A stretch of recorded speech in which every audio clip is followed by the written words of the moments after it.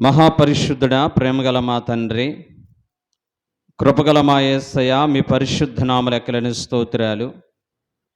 ఈ మధ్యాహ్న కాల సమయంలో తండ్రి, అచ్చల్పు నన్ను మీ సిలువ చాటు మరుగుపరుచుకుని నీ ప్రజలైన వారితో మీరు స్పష్టంగా మాట్లాడి వినగల చెవిని, గ్రహించగల హృదయాన్ని మాకందరికీ దయచేయమని, మీరే నన్ను ప్రభు మీ సిలువ చాటును మరుగుపరుచుకుని మట్టి ఘటమున నన్ను నీ మహిమతో నింపి నీ ప్రజలైన వారితో మీరు మాట్లాడమని యేసునామమున బట్టి అడుగుచున్నాము తండ్రి, ఆమేన్. రైట్.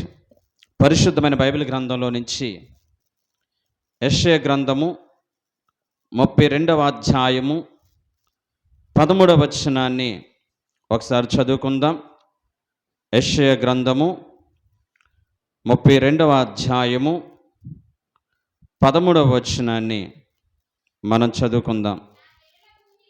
నా జనుల భూమిలో ఆనందపురములోని ఆనంద గృహములన్నిటిలో ముండ్ల తొప్పులను బలురక్ష చెట్లను పెరిగేను. దేవునికి చాలమ్మా. రైట్. యెషయా ప్రవక్త ద్వారా యూదా ప్రజల్ని ఉద్దేశించి దేవుని మరిచి దేవుని యొక్క సన్నిధిని విడిచి విశ్వాసఘాతుకులుగా బ్రతుకుచున్నటువంటి ఆ యూదా ప్రజలను ఉద్దేశించి యెషయా ప్రవక్త ద్వారా ఆ రోజున దేవాతి దేవుడు ఏ ప్రవచనాత్మకమైన మాటని సెలవిస్తున్నాడో ఈ మధ్యాహ్న కాల సమయంలో కూడా నీకు కూడా నాకు కూడా ఇదే ఉన్నతమైనటువంటి ఉపదేశాన్ని దేవుడు మనకి ఇవ్వబోతున్నాడు. ఇక్కడ అంటున్నాడు, నా జనులు ఏమన్నాడండి? నా జనుల భూమిలో అంటే దేవుడు ఇశ్రాయేలు ప్రజల్ని లేదా యోధా జాతిని ఇక్కడ వాడినటువంటి పదాన్ని బట్టి చూస్తే నా ప్రజలు అంటే ఎంతగా దూరమైపోయినా, ఎంతగా పాడైపోయినా, ఎంతగా దేవుని వ్యతిరేకిస్తున్నా, ఆయన కాదని, ఆయన ప్రేమ కాదని, ఆయన సహవాసము కాదని ఎంతగా దూరమైపోతున్నటువంటి ఈ ప్రజలను ఉద్దేశించి ఇంకా ఆయన అంటున్నాడు, ఇంకా ఆయన ప్రేమిస్తున్నాడు, ఇంకా నా జనులు అంటున్నాడు, ఇంకా నా పిల్లలు అంటున్నాడు. నా జనుల భూమిలో అంటే దేవుడు తనతో ఉన్నటువంటి అనుబంధాన్ని ఇశ్రాయేలు ప్రజలతో కానీ యోధా ప్రజలతో కానీ ఉన్న అనుబంధాన్ని ఎలా పోలుస్తున్నాడంటే, నా రక్త సంబంధులు, నేను కన్న పిల్లలు, నేను ప్రత్యేకించుకున్న పిల్లలు. గత కాలంలో భక్తుడైనటువంటి అబ్రహాముకి ఆయన సెలవిచ్చాడు.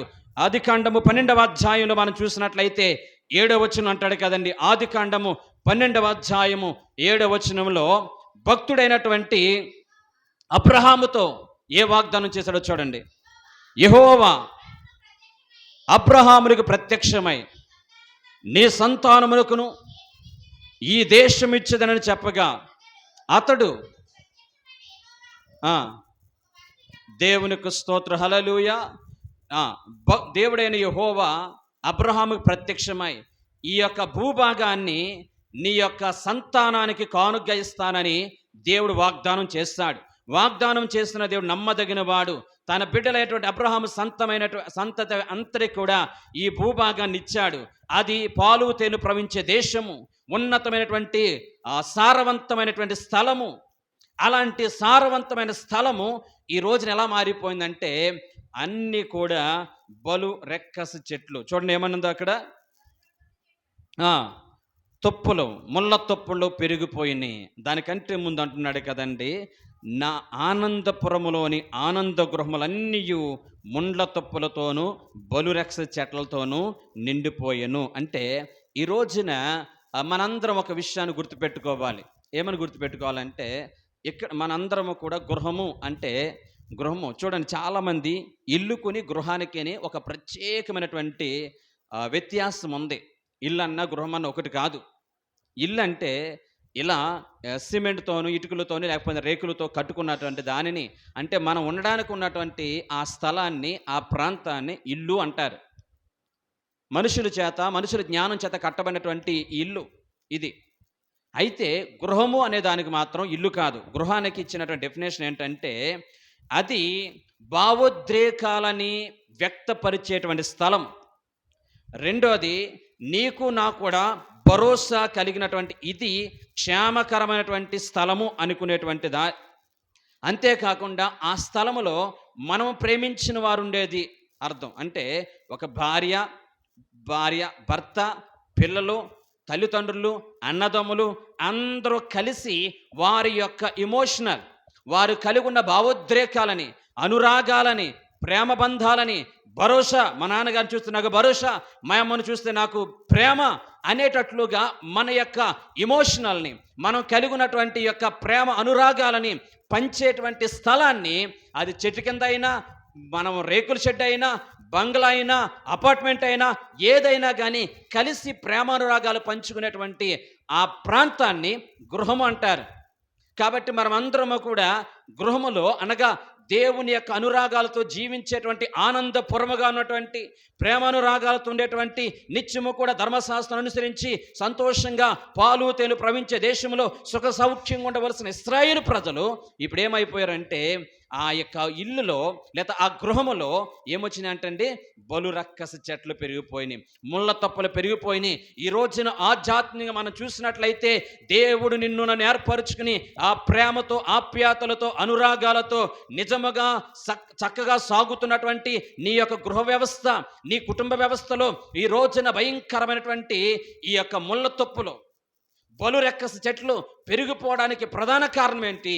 అసలు బలు రెక్క చెట్లు గూర్చి పరిశుద్ధమైన బైబిల్ గ్రంథంలో మొదట ఎక్కడ రాయబడి ఉందంటే, ఆది కాండంలో మనం చూసినట్లయితే 3వ అధ్యాయం 18వ వచనంలో, ఏ వ్యక్తి ఆదాము అవ్వ దేవునికి వ్యతిరేకముగా దేవుడు వద్దన్నటువంటి పనిని చేసి ఆజ్ఞ అతిక్రమించి వాళ్ళు ఎప్పుడైతే దేవునికి దూరం అయిపోయారో, దేవుని యొక్క ప్రేమకు దూరం అయిపోయారో, వెంటనే సారవంతమైన భూభాగాన్ని, చక్కని పంట పండేటువంటి భూభాగాన్ని దేవుడు ఎలా మారుస్తానని చెప్తాడో చూడండి.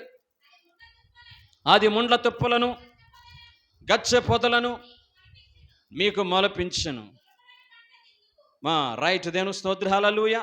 ఈ యొక్క బలు రక్క చెట్లు ఎక్కడ ప్రారంభమైనంటే, ఎప్పుడైతే ఆదాము అవ్వలు దేవుడి యొక్క ఉన్నతమైనటువంటి, సారవంతమైనటువంటి, ఆ సస్యశ్యామలంగా ఉన్నటువంటి ఆ యొక్క ఉన్నతమైనటువంటి ఆ స్థలములో, ఏదేని వనములో నుంచి ఎప్పుడైతే వాళ్ళు బయటికి వెళ్ళారో, ఆ వెంటనే జరిగినటువంటి కార్యక్రమం ఏంటంటే, బలు రెక్క చెట్లు అక్కడ మొలిసిపోయేటట్లుగా నేను శపిస్తాను.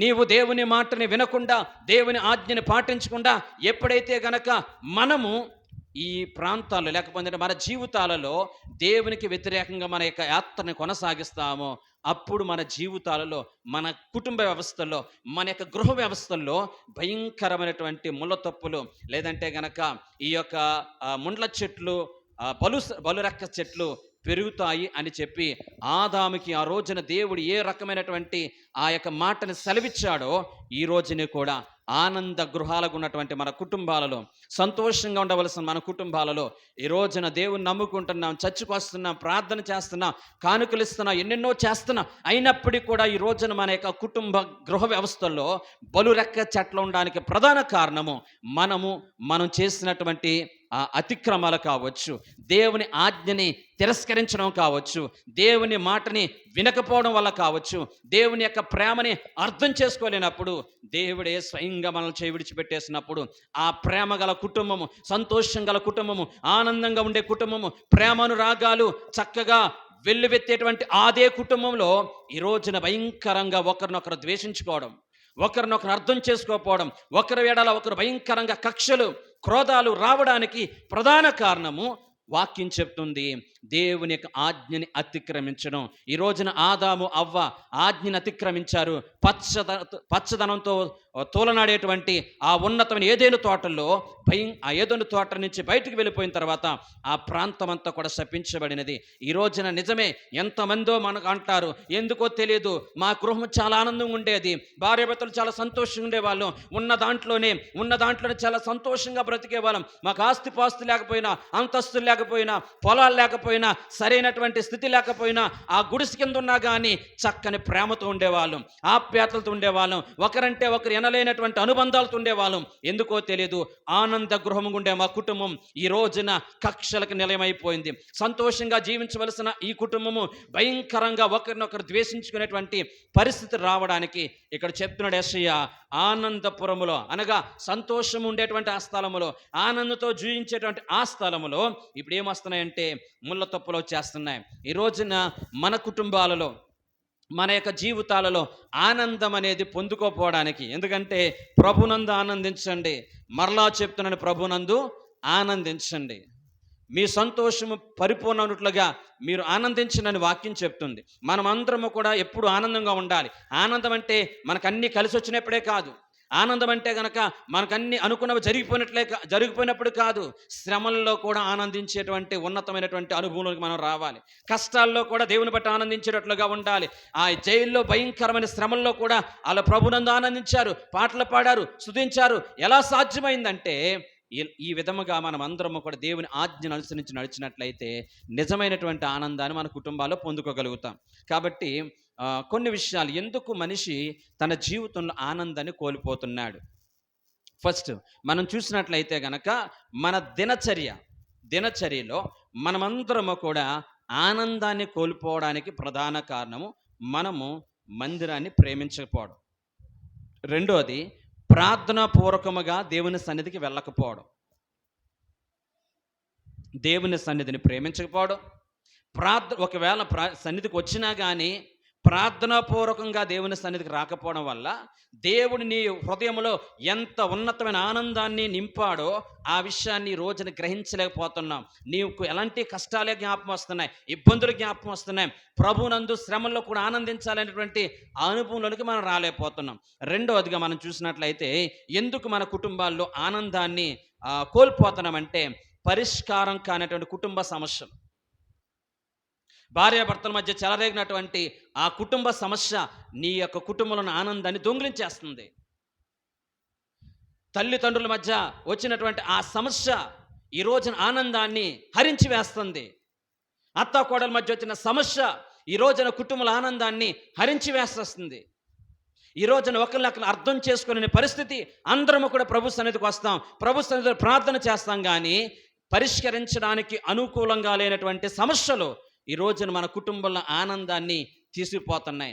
సంతోషంగా ఉండేటువంటి కుటుంబంలో బలురెక్క చెట్లన్నీ కూడా మొలిసిపోతున్నాయి. కారణం ఏంటంటే పరిష్కరించబడినటువంటి సమస్యలు. మూడోదిగా మనం చూసినట్లయితే భౌతికవాదం, అంటే అసంతృప్తి. నీ జీవితంలో ఏదొచ్చినా కానీ, నీ జీవితంలో ఏది పొందుకున్నా కానీ ఎప్పుడు కూడా కలిగిన దాంతో తృప్తి పడకుండా, అరే అది వాడు కొనుక్కున్నాడు, వీడిది కొనుక్కున్నాడు, అది ఆ పిల్లోడు మంచిగా ఉన్నాడు, వీడు మంచి ఉద్యోగం సంపాదించుకున్నాడు, ఆడు మంచి కారు కొనుక్కున్నాడు, ఆడు మంచి ఇల్లు కొనుక్కున్నాడు, ఈ రకంగా ఎప్పుడైతే నీ జీవితంలో దేవునికి ఇచ్చిన దాంతో సంతృప్తి పడకుండా వారిని వాళ్ళని పోల్చుకుంటున్నావో ఇది నీ కుటుంబంలో ఆనందాన్ని హరించి వేస్తుంది. దయచేసి ఈ యొక్క సమస్య, ఈ యొక్క ఆలోచన నీ జీవితంలో ఉన్నట్లయితే గనక మనము కలిగి ఉన్న దాంతో సంతృప్తిగా బ్రతకడానికి దేవుడు మనకి మంచి హృదయాన్ని అనుగ్రహించును గాక. ఎప్పుడైతే నీ జీవితంలో ఎదుటివారితో పోల్చుకుని, ఎదుటివారు కలిగి ఉన్నది నాకు లేదే అనేటువంటి భావన ఎప్పుడైతే నీ జీవితంలో కలుగుతాదో ఆనందంతో జీవించే నీ కుటుంబ వ్యవస్థ అంతా కూడా ఒకరినొకరు ద్వేషించుకున్నట్లుగా మారిపోద్ది. ఆదాము అవ్వలు వాళ్ళ జీవితాలు కలిగి ఉన్నవన్నిటితో తృప్తి పొందండి అంటే గనక అవ్వమ్మ అక్కడ దేవుడు ఏదొద్దన్నాడో ఆ పండును తినే ప్రయత్నం చేస్తే ఆజ్ఞను అతిక్రమం చేయడం ద్వారా అందమైనటువంటి ప్రేమ గల ఈ కుటుంబ వ్యవస్థలో ఇప్పుడు ఏమొచ్చినంటే పగలు ప్రతీకారాలు వచ్చినాయి. ఇదిగో దీని ద్వారా నా జీవితం పాడైపోయింది, నా భార్య ద్వారా నా కుటుంబం నాశనం అయిపోయింది అని భర్త అంటున్నాడు. భార్య అంటుంది, అదిగో ఆ సర్పం మాట విన్నాను. ఇలా ఈ రోజున కుటుంబం, ఆనందకరమైన కుటుంబము ఒకరిని నిందించుకున్నట్లుగా నీ గురించే నా బ్రతికి ఎలా అయిపోయింది, నిన్ను కట్టుకున్న తర్వాత నా కుటుంబం ఎలా అయిపోయింది, నీ వచ్చిన తర్వాతే నా కుటుంబ వ్యవస్థ ఎలా అయిపోయింది అని చెప్పి దేవుని సన్నిధికి వచ్చి ప్రార్థన చేసేటువంటి కుటుంబ వ్యవస్థలో కూడా ఈ రోజున చాలామంది ఒకరినొకరు ద్వేషించుకోవడం, ఒకరినొకరు నిందించుకోవడం, సమస్యలు పరిష్కరించుకోకుండా ఈ రోజున కలిగి ఉన్న దాంతో తృప్తి పడకుండా జీవిస్తూ ఆనందకరమైనటువంటి సంతోషదాయకమైన కుటుంబాలలో ఈ రోజున చాలామంది దుఃఖాక్రాంతమైన కుటుంబాలుగా మార్చుకుంటున్నారు. తర్వాత మనం చూసినట్లయితే మన కుటుంబాల్లో, గృహ వ్యవస్థలో ఆనందాన్ని హరించి వేసేది ఒప్పుకోని పాపం. ఒప్పుకోని పాపం, అవిధేయత, గర్వం. నాదేం తప్పుంది? అసలు ఏ తప్పుందని ఒప్పుకోవాలి? ఎలా తప్పు? నాదేం తప్పుంది? ఇది నీ జీవితంలో ఆనందాన్ని హరించి వేస్తుంది. దేవుని సన్నిధికి వచ్చిన ప్రతి ఒక్కరము కూడా స్పష్టంగా తెలుసుకుని నేనేమైనా గాయపరిచాను? నేను ఏ మాటల ద్వారా నేను గాయపరిచానా? నా చేష్టల ద్వారా నేను గాయపరిచానా అని కూర్చొని సామరస్యంగా మాట్లాడుకొని ఆ చక్కని కుటుంబ వ్యవస్థని ఆనందంగా గృహమయగా మార్చుకోవడానికి దేవుడు మనందరూ కూడా కృప చూపించునుగాక. తర్వాత మనం చూసినట్లయితే వాక్యాన్ని నిర్లక్ష్యం చేయడం.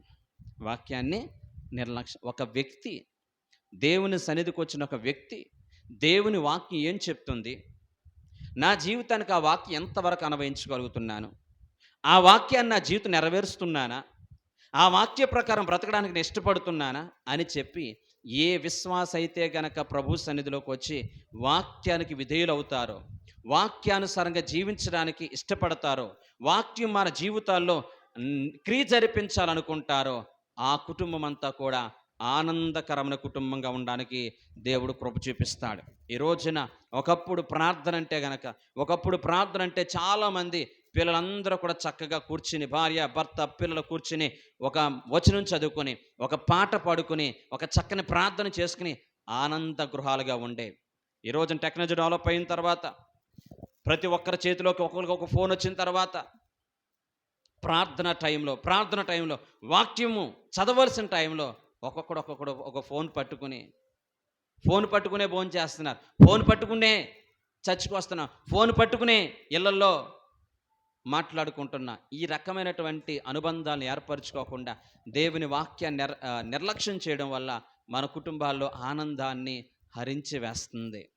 ఇవన్నీ కూడా ఆనంద గృహంలోనికి వచ్చినటువంటి బలు రక్కసి చెట్లు. ఇవన్నీ కూడా ముళ్ళ తప్పులు.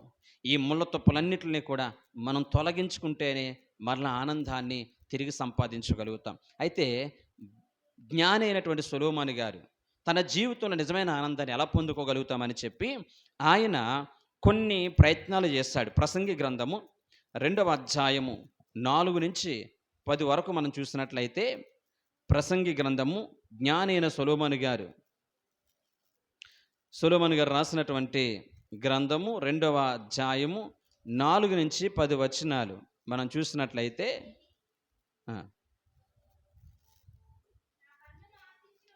నా కన్నులు ఆశించిన వాటిని దేనిని అవి చూడకుండా నేను అభ్యంతరము చేయలేదు, మరియు నా హృదయము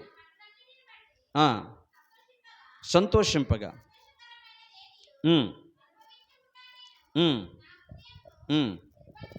నిర్బంధించలేదు.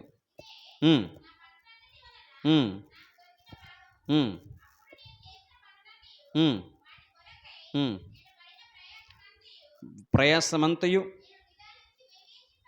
నేను నిదానించి వివేచింపగా అవన్నీ వ్యర్థమైనవిగాను, ఒకడు గాలికి ప్రయాసపడినట్లుగాను అగుపడెను.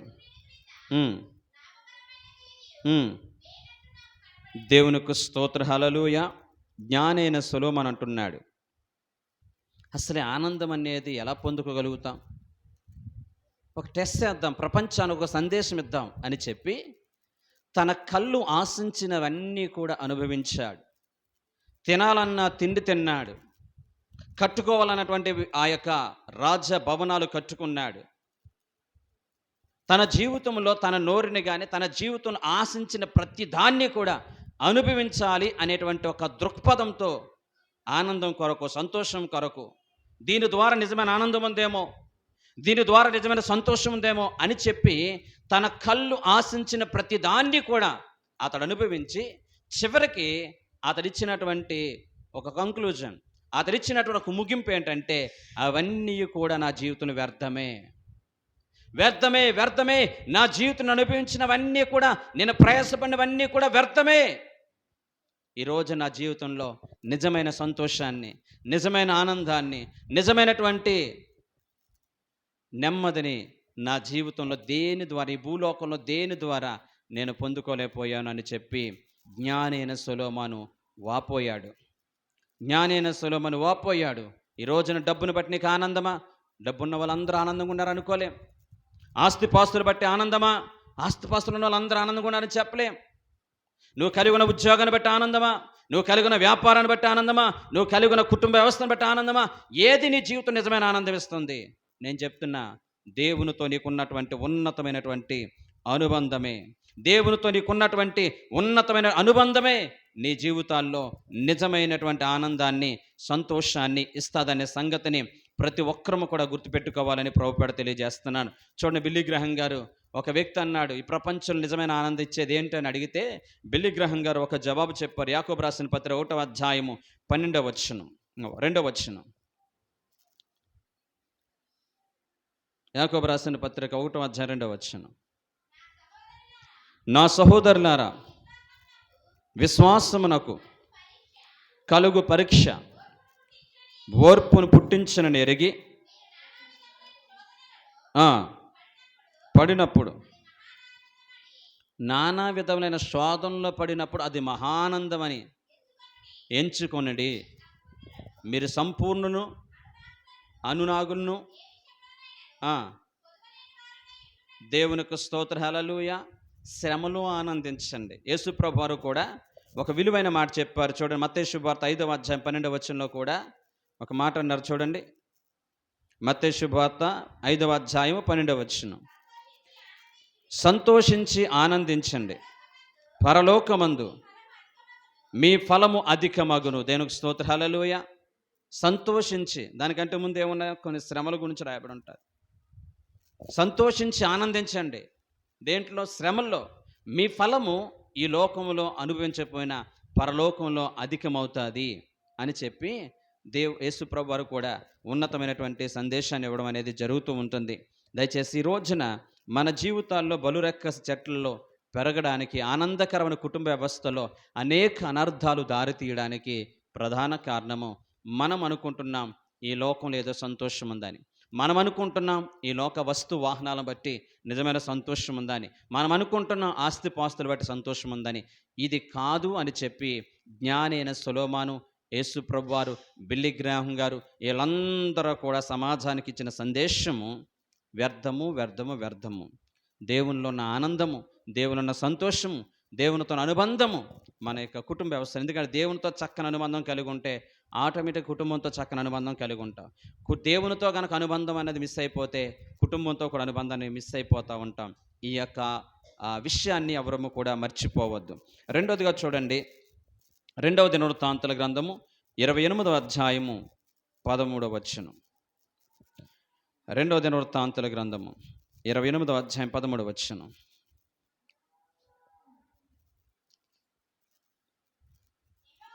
యెహోవా మన మీదకి అపరాధ శిక్ష రప్పించినట్లు మీరు చేసి ఉన్నారు.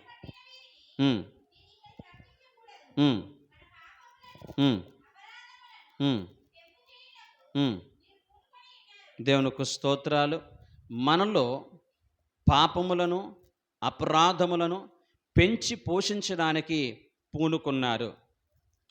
ఎందుకు ఈ రోజున కుటుంబ వ్యవస్థ, ధన్యకరమైన కుటుంబ వ్యవస్థ ఈ రోజున ఆనంద గృహాలు, ఏడుపు గృహాలుగా మారడానికి, సంతోషదాయకమైనటువంటి కుటుంబ వ్యవస్థ, ఆనందపురముగా పిలువబడినటువంటి ఆ కుటుంబ వ్యవస్థ ఈ రోజున దుఃఖకరమైన కుటుంబాలుగా మారడానికి ఈ రోజున భక్తుడు చెప్తున్నాడు, పాపమును పెంచి పోషించడం, పాపమును పెంచి పోషించడం. ఈ రోజున పాపం అనేది ప్రతి ఒక్కరి జీవితాల్లో 3 రకాలుగా పనిచేస్తాం. మొదటిది ఆరాటం అంటండి, రెండవది ఆతృత, మూడవది ఆవేదన మిగిలిస్తుంది అంటండి. ఈ రోజున పాపము ఎలాగా పెట్టరేగుతుంది, పాపం యొక్క పరిస్థితిని ఎలా చూడాలంటే గనక అది మన జీవితాలలో, మన యొక్క బ్రతుకుల్లో ఎలా ప్రవేశిస్తుందంటే ఆహ్లాదకరంగా ప్రవేశిస్తుంది. అలా ప్రవేశించినటువంటి ఆ పాపము కాస్త ఆతృతగా మారుతుంది.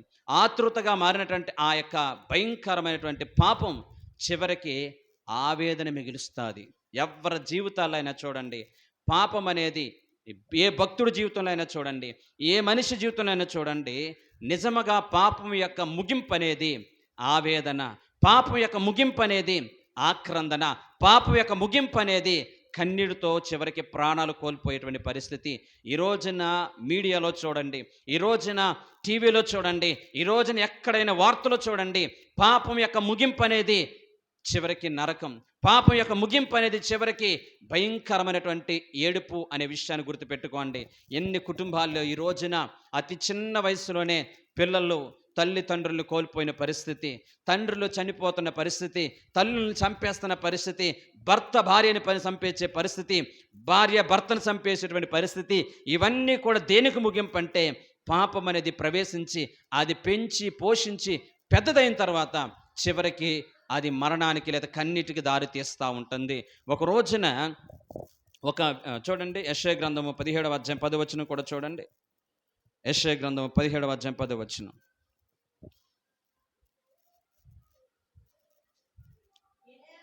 ఏలయనగా నీవు నీ రక్షణకర్త అయిన దేవుని మర్చిపోతివి, ఆశ్రయదుర్గమైనటువంటి నీ యొక్క శైల్యమును జ్ఞాపం చేసుకోలేదు. అందుచేత నీవు రమ్యమైన వనములను నాటుచు మరిచితివి, అన్యమైన ద్రాక్షావళి నాటుతూ వచ్చితివి. దేవుని మరిచి వారందరి ఇళ్లలో, ఓకే, దేవుని మరిచి వారందరి ఇళ్లలో ఏమవుతుందంటే అండి, ఏమొస్తుందంట? బలు రక్క చెట్లు. చూడండి, ఫస్ట్ది ఈ లోక ఆస్తిపాస్తుల ద్వారా సంతోషం రాదని చెప్తున్నాడు. రెండోదిగా మన కుటుంబాల్లో పాపం అనేది పెట్టరేగిపోతే, పాపం అనేది పెంపొందించబడితే, పాపానికి తావిస్తే గనక మన జీవితాలు, మన కుటుంబ ఆనందకరమైన గృహాలు ఏడుపు గృహాలుగా మారిపోతాయి. రైట్. రెండో విషయం చెప్తున్నాను. రెండో విషయంలో ఒక ఎగ్జాంపుల్ చెప్తాను, గుర్తుపెట్టుకోండి. ఒక ఆయన ఇలాగే మనకి అడవిలో ఎలాగున్నాయి, అడవిలోకి వెళ్ళాడంట. ఒక తెల్లని పిల్లి పిల్లలాగా ఒకటి ఉందంట. ఆ యొక్క పిల్లి పిల్ల అనుకొని అందంగా ఉందని చెప్పి ఇంటికి తీసుకొచ్చాడంట. దాన్ని చాలా పాలు పోసి చక్కగా పెంచుతున్నాడంట. అలా పెద్దదయ్యేసరికి, ఒక సంవత్సరం అయ్యేసరికి, ఒరే ఇది పిల్లి కాదురా, ఏంటిది, ఇది పులి అని గుర్తుపెట్టాడంట. అలా గుర్తుపెట్టిన తర్వాత చక్కగా అది ఏమాత్రం హాని చేయకుండా వాళ్ళ యొక్క పిల్లలతోనూ ఆ కుటుంబంతో అందరితో చక్కగా ఆడుకుంటూ ఉంటుంది. అందరూ కూడా చూసి అనుకున్నారు, ఒరే పులిని ఎంత చక్కగా పెంచుతున్నాడు, పులిని ఎంత చక్కగా వీడు పోషిస్తున్నాడు, వాడు మాట అంటుంది, వాడితో పాటు కూర్చుంటుంది అని చెప్పి అందరూ ఆనందపడుతున్నారు. అందరూ కూడా సంతోషిస్తూ ఉన్నారు. అలా సంతోషిస్తున్నటువంటి దినాలలో ఒక రోజున ఈ పులి పిల్ల అలాగే ఇంట్లో ఉన్న బాబు ఇద్దరు కూడా ఆడుకుంటున్నారు. ఇద్దరు ఆడుకుంటుంటే ఆ పులి చక్కగా తరుముతూ ఉంటుంటే వీడు వెళ్ళి పడిపోయాడు. అలా పడిపోగానే మోకాలికి దెబ్బ తగిలింది. మోకాలికి దెబ్బ తగలగానే అక్కడ కొంచెం రక్తం కారింది. ఆ రక్తం, ఎర్రగా ఉన్న రక్తాన్ని చూసి ఈ పులి అదేం చేసిందంటే కొంచెం తన నాలుగుతో నాకింది. నాకగానే దాని యొక్క దాని స్వభావం అంతా కూడా బయటపడి, ఇది క్రూరమైన జంతువు కాబట్టి ఆ రక్తాన్ని రుచిమరినటువంటి ఆ యొక్క పులి ఏమైపోయిందంటే ఆ కొడుకు మీద పడి దాడి చేసి దాని స్వభావం అంతటినీ కూడా బయట పెట్టి ఆ యొక్క బాబుని చీల్చి మొత్తం తినేసిందండి, చంపేసింది. ఈ రోజున పాపాన్ని పెంచి పోషిస్తే గనక చివరికి మిగిలేది మరణమే. కొన్ని వందల లక్షల ఎగ్జాంపుల్స్ ఉంటాయనే విషయాన్ని గుర్తుపెట్టుకోండి. తర్వాత మన కుటుంబ వ్యవస్థ, ఆనందకరమైన కుటుంబ వ్యవస్థ ముళ్ళతొప్పుల కంటే దుఃఖాక్రాంతంగా మారిపోవడానికి దేవుని మర్చిపోవడం. ఈ రోజున అందరికీ ఏమైపోతుందంటే దేవుని విడిచిపెట్టడం చాలా ఈజీ అయిపోతుంది. లోక సృష్టికర్త అనే దేవాతి దేవుడు నిన్ను ఉన్నతమైన ప్రణాళికతో పిలిచాడు. నీ కుటుంబాన్ని ఆనంద కుటుంబంగా మార్చాలని దేవుడు పిలిచాడు. నీకు సంతోషాన్ని ఇవ్వాలని పిలిచాడు. నీ జీవితం యొక్క రూపురేఖలు మార్చి ఆయన ఉన్నతమైన పిలుపునకు ఆనందకరమైనటువంటి ఆ నిత్య రాజ్యానికి వారసులు అవ్వాలని చెప్పి దేవుడు మనందరినీ కూడా పిలిచాడు. అయితే దేవునికున్న భయము, దేవునికున్నటువంటి మనిషి యొక్క స్వభావాన్ని ఎరిగిన దేవుడు ఇశ్రాయేలు ప్రజలు అంటాడు, నీ దేవుడని యెహోవా నిన్ను ప్రవేశపెట్టినటువంటి ఆ దేశంలో పాలు తేనె ప్రవహించేటువంటి సుఖవంతమైన దేశంలో నువ్వు ప్రవేశిస్తావు. ఇక్కడ ఎలాంటి దేశము? ఈ 430 సంవత్సరాలు మీరు బానిసత్వంలో బ్రతుకుతున్నారు. ఎప్పుడైతే ఈ బానిసత్వంలో నుంచి చక్కని మీరు కట్టిన ఇళ్లలో మీరు నాటినటువంటి ఫలాలలో మిమ్మల్ని తీసుకెళ్ళి అక్కడ పెట్టిన తర్వాత మీకు తెలియకుండానే గర్వం వస్తుంది. మీకు తెలియకుండానే దేవుడు ఎవరు అంటారు. జాగ్రత్త, దేవుని మర్చిపోతారు. నీ దేవుడని యెహోవాని మర్చిపోయినప్పుడు నువ్వు ఖచ్చితంగా మన కుటుంబ వ్యవస్థలో బలురెక్క చెట్లు లేదంటే కనుక ముళ్ళ తొప్పులను అక్కడ నాటుతావు అంటున్నాడండి. మురిసిపోతాయి. ఈరోజున ఎంతమంది అండి చాలా బ్రతుకులో ఉన్నప్పుడు కలిగి ఉన్న నీతి భక్తి ఒక స్థాయికి వెళ్ళిన తర్వాత నీ మాట తీరు కానీ మన ప్రవక్తలు కానీ మన ఆలోచన విధానాలు కానీ మనం ఇతరులతో మాట్లాడే విషయంలో కానీ ఎంత భయంకరంగా ఈ రోజున మాట్లాడుతున్నామండి. దేవుని నమ్ముకున్న బిడ్డలు మనం చెప్పుకునే కూడా ఈ రోజున మనం కలిగి ఉన్న ఆస్తిపాస్తులను బట్టి మనం కలిగిన అంతస్తులను బట్టి మన వెనకడి జీవితాన్ని మర్చిపోయి ఈ రోజున ఎంతమందిని దూరం చేసుకుంటూ ఎంతమందిని చులకంగా మాట్లాడుతూ వాళ్ళ పేదోడు లేకపోతే కనుక వాళ్ళు లేబరోళ్ళు అన్నట్లుగా ప్రవర్తించేటువంటి వ్యక్తులు ఎంతమంది లేరండి. జాగ్రత్త, బళ్ళు అవుతాయి. ఈ రోజున్న పరిస్థితి నీకు ఉంటుందో లేదో తెలియదు. ఈ రోజున కలిగి ఉన్న పరిస్థితులన్నీ కూడా రేపు ఉంటాయో లేదో తెలియదు. ఏ రోజున ఏ జీవితంలో ఏం జరుగుతుందో నీకు తెలియదు, నాకు తెలియదు.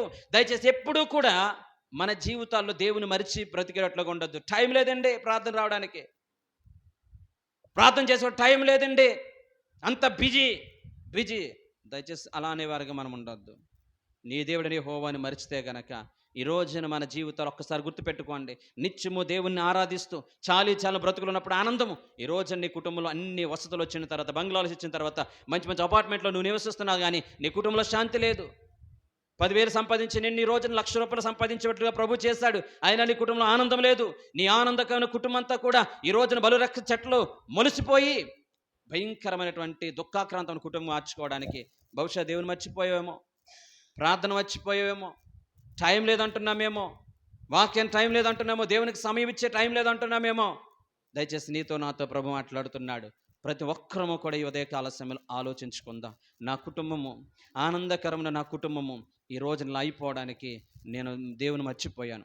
ఎప్పుడైతే నేను దేవుని మర్చిపోయానో నా పిల్లలు దేవుని విడిచిపెట్టేశారు. ఎప్పుడైతే నా భార్య దేవునికి దూరం అయిపోయిందో నా పిల్లలు దేవుని దూరం అయిపోయారు. అందుకనే కదా ఈ రోజు నా స్థితి ఎలా అయిపోయింది. అందుకనే కదా ఈ రోజు నా స్థితి అంతా ఇక్కడ ఇలా మారిపోయింది.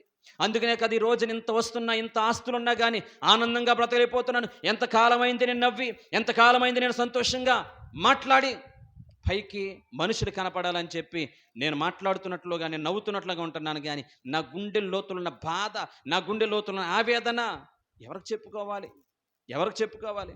కారణము దేవుని మరిచిపోవడం వల్ల, దేవుని విడిచిపెట్టడం వల్ల, దేవునికి దూరం అవడం ద్వారా దయచేసి మన జీవితాల్లో సాధించేది ఏది ఉండదనే విషయాన్ని గుర్తుపెట్టుకోవాలని ప్రభుపేట తెలియజేస్తున్నాను. తర్వాత మనం చూడండి, పరిశుద్ధమైన బైబిల్ గ్రంథంలోంచి 2వ దినవృత్తాంతుల గ్రంథం 15వ అధ్యాయము 16వ వచనం. 2వ దినవృత్తాంతుల గ్రంథము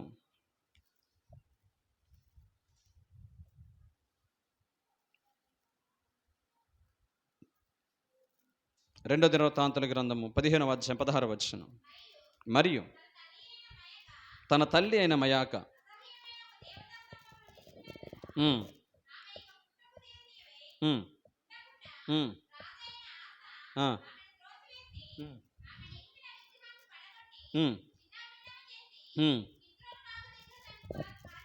దేవునికి స్తోత్రం. హల్లెలూయా, హల్లెలూయా.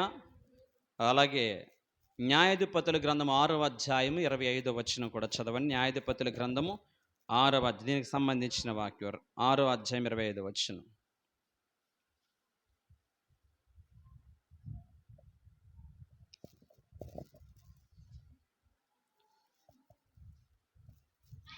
మరియు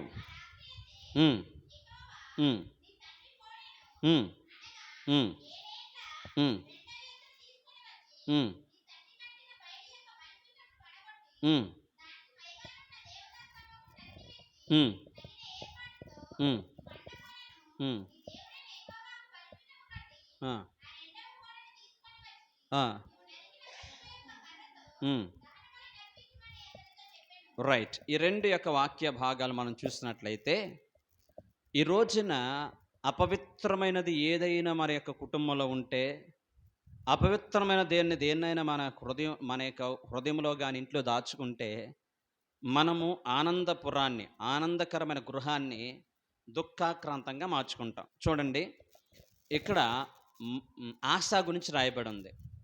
ఆస తన యొక్క పరిపాలన కాలములో ఇశ్రాయేలు ప్రజలు ఎలాగున్నారో చూడండి. అక్కడ రాయబడిన మాట 15 వచనం చదువు. ఇలాగూ ప్రమాణం చేయగా యోధా వారందరూ సంతోషించిరి. ఓకే, ఈ అధ్యాయం అంతా కూడా చదవండి. సంతోషించిరి. వారు పూర్ణ హృదయముతో ప్రమాణము చేసి పూర్ణ మనస్సు ఆయన ఎతుకుయుండిరి గనుక యెహోవా వారికి ప్రత్యక్షమై చుట్టూనున్న దేశస్థులతో యుద్ధము లేకుండా వారికి నెమ్మది కలుగు చేశాను. ఇదే కదండి ఆనందం అంటే, ఇదే కదండి సంతోషం అంటే. భర్తతో విభేదాలున్నా, చుట్టుపక్కలతో విభేదాలున్నా, అన్నదమ్ములతో విభేదాలున్నా, ఒకే మందిరం నుండి విభేదాలున్నా, ఒకే సంఘం నుండి విభేదాలున్నా, ఒకే కుటుంబంలో ఉంటున్నా కానీ మాటలు లేకుండా ఉన్నా ఈ రోజున ఆనందంగా మనం బ్రతకగలుగుతామా? బ్రతకలేం. ఇక్కడ చెప్తున్నాడు, ఆస దేవుడైన యెహోవాను తాను పూర్ణ మనసుతో వెతికాడు, పూర్ణ ఆత్మతో వెతికాడు. అతడే వెతకడం కారణాన్ని బట్టి అప్పటి వరకు కూడా ఆ కుటుంబ వ్యవస్థ అంతా కూడా, ఆ రాజ్యం అంతా కూడా భయంకరమైనటువంటి యుద్ధ వాతావరణంతో ఉన్నటువంటి ఆ యొక్క యోధా ప్రజలందరూ కూడా ఎప్పుడైతే తమ దేవుడని యెహోవాను పూర్ణ మనసుతో పూర్ణాత్మతో ఆయన వెతకడం మొదలు పెట్టారో, ఇప్పుడు ఏమైందంటే అండి, సంతోషం వచ్చిందంటండి. వాళ్ళకి నలుదిశల నెమ్మది కలిగిందంటండి. ఈ రోజున మన దేవుని వెతకడంలోని మన నెమ్మదిని పొందుకుంటాం. ఆయన చేసిన పని ఏంటో తెలుసా? తన నాయనమ్మైన మయాక తాను నిలిపినటువంటి భయంకరమైనటువంటి ఆ యొక్క ప్రతిమలను అన్నిటినీ కూడా పడగొట్టాడంటండి. అన్నిటినీ కూడా పడగొట్టాడంటండి. అంటే దాని అర్థం ఏంటంటే, నీ దేవుడని యెహోవాను పూర్ణ మనసుతో పూర్ణ ఆత్మతో వెతకలేని కారణాన్ని బట్టి మనము ఆనందాన్ని, అక్కడ చెప్తున్న మాట ఏంటో తెలుసా?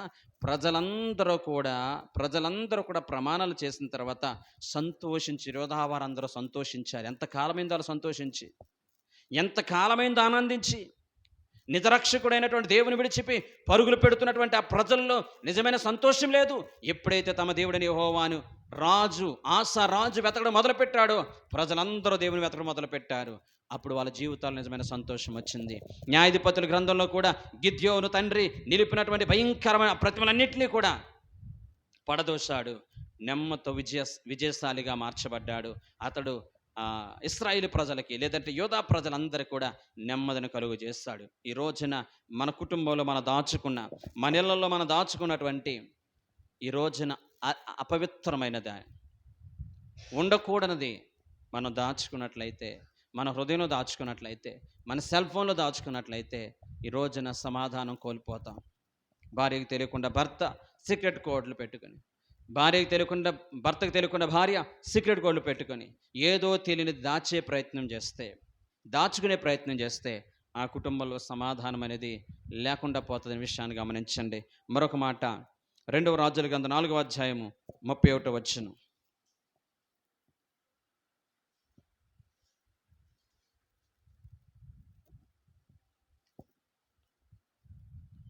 2వ రాజుల గ్రంథం 4వ అధ్యాయం 39వ వచనం.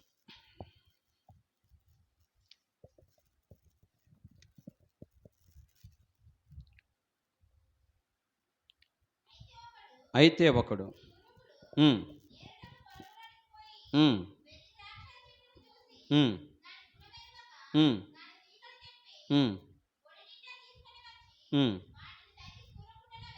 దేవునికి స్తోత్రం, హల్లెలూయా. రైట్. ఇక్కడ ఒకడు తెలియకుండానే వెర్రి ద్రాక్షని తీసుకొచ్చి కుండలో వేసి అది కూర ఉండేట్లుగా మనం చూడగలుగుతున్నాం. దీని గురించి వివరణ తర్వాత మనం చేసుకుందాం. కానీ ఇక్కడ రాయబడిన మాట ఏంటో తెలుసా? వెర్రి ద్రాక్ష చెట్లు అంటే దాని గుణం ఎరక్క, అంటే మనకు తెలియక, దాని స్వభావం తెలియక, ఇది వెర్రి ద్రాక్ష చెట్టులాగా ఉంటుంది, కానీ ఇది వెర్రి ద్రాక్ష అనే సంగతిని గుర్తించకుండా అది తెచ్చుకుని వండుకునే ప్రయత్నం చేస్తే ప్రాణానికి ముప్పు వచ్చిందంటే అండి. నా యజమానుడు ఆ సేవకుడా, ఇదిగో కూర విషమైపోయింది. ఎందుకు విషమైంది? ఆ యొక్క చేదు అంటే ప్రాణాలు తీసేటువంటి దాన్ని తీసుకొచ్చి ఇంట్లో కట్టుకొచ్చి కూర వండుకోవడానికి ప్రయత్నం చేస్తున్నది. దాని అర్థం ఏంటంటే, ఈ రోజున అనేకమైన శ్రేష్టమైనవిగా భావించుకుని మనము ఈ రోజున మన ఇళ్ళలో తీసుకొస్తున్నాం. ఫర్ ఎగ్జాంపుల్, నేను ఇది చూడొద్దు అని అన్నగాని ఎలా చూస్తున్నాం అనేది గుర్తుపెట్టుకోండి. మనం కలిగి ఉన్నటువంటి టీవీ ఎలా తీసుకొస్తుంది? దేవుని వాక్యం కోసమని తీసుకొస్తాం. వాక్యమే చూస్తామండి. వాక్యం తప్ప ఇంకా మరి ఏది చూడమండి. దాన్ని ఈఎంఐలో తీసుకొస్తాం. ఆ వాక్యం చూద్దామని తీసుకొచ్చినటువంటి టీవీలో వాక్యం తప్ప అన్నీ ఉంటాయి. ఎప్పుడు చూసినా కానీ ఒక సినిమా తర్వాత ఒకటి, సినిమా తర్వాత ఒకటి. ఈరోజు నీ యొక్క కుటుంబ వ్యవస్థని, ఆనందకరమైన కుటుంబ వ్యవస్థని దుఃఖాక్రాంతంగా మార్చేటువంటిది ఆ యొక్క వెర్రి ద్రాక్ష లాంటిది కదా. ఈ రోజున పిల్లలు జస్ట్ చదువుకుంటారని నేను చెప్పి వాళ్ళకి అవసరం లేకపోయినా కానీ చదువు అని చెప్పి పట్టుకొచ్చేటువంటి ఇది వాళ్ళ జీవితాల్లో వెర్రి ద్రాక్ష లాంటిది కాదా? విషమైపోవట్లేదా? ఈ రోజున సాతానుడు ఏ విధంగా ప్రవేశిస్తున్నాడు పెద్ద పెద్ద గృహాల్లోనికి, పెద్ద పెద్ద వ్యక్తుల్లోనికి ఈ రోజున ప్రవేశించి ఈ రోజున విషతుల్యం చేస్తలేదా? దేవునికి బహుదూరం అయిపోయేటట్లుగా, దేవుని మర్చిపోయేటట్లుగా చేయట్లేదా? నీ జీవితంలో, నా జీవితంలో ఎంతగా ఈ ఫోన్ కానీ, లేదంటే మనం కలిగి ఉన్నటువంటి టీవీలు కానీ, మనం కలిగి ఉన్నవన్నీ కూడా ఎంతగా ప్రభావితం చేస్తున్నాయి మనల్ని. మన కుటుంబ వ్యవస్థను చేదుగా మార్చేస్తున్నాయి. మన కుటుంబ వ్యవస్థని విషతుల్యంగా మారుస్తున్నాయి. దయచేసి మనం నేర్చుకుందాం. మనందరం కూడా మాట్లాడదాం. మనమందరం కూడా మన కుటుంబాల్లో నిజమైన ఆనందాన్ని తీసివేస్తుంది. ఒకసారి గుర్తుపెట్టుకోండి. ఏ విధమైనటువంటి టీవీలు లేనప్పుడు చక్కగా భార్యాభర్తలు కూర్చుని ఎంత సంతోషంగా ఒకరినొకరు మాట్లాడుకుంటూ భోంచేసిన దినాలు ఉండేవి. ఈ సెల్ ఫోన్లు అంటే టెక్నాలజీ తప్పు అని నేను మాట్లాడతలేదు, కానీ ఈ టెక్నాలజీ ద్వారా దేవునికి ఎంత దూరం అయిపోతున్నాం అనేది మాత్రం గుర్తుపెట్టుకోవాలి. ఓకే, జరిగిపోయింది. ఫిలిప్పీయులకు రాసిన పత్రిక 4వ అధ్యాయం 4వ వచనంలో ప్రభునందు ఆనందించండి. మరలా చెప్తున్నాను, ప్రభునందు ఆనందించండి. మరి ఆనందించండి అని చెప్తే మనం ఏం చేయాలో 2 మాటలు చెప్పి నేను ముగించే ప్రయత్నం చేస్తాను.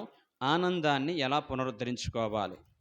ఫస్ట్, పశ్చాత్తాపాన్ని ఆచరించండి. ఏంటండి? పశ్చాత్తాపం. ఎస్, నేను తప్పు చేస్తాను. నేను మా భార్యను అలాగంటం తప్పు. నేను భర్తను అలాగంటం తప్పు నాదే. కొంచెం నోరు